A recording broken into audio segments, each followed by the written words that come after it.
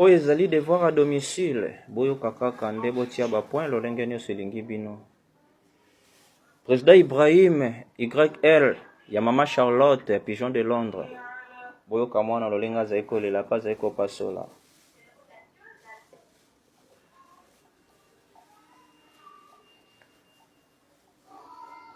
Makanisi etoninga na motema na ngai, nayebi te lolenge nini nalongolango.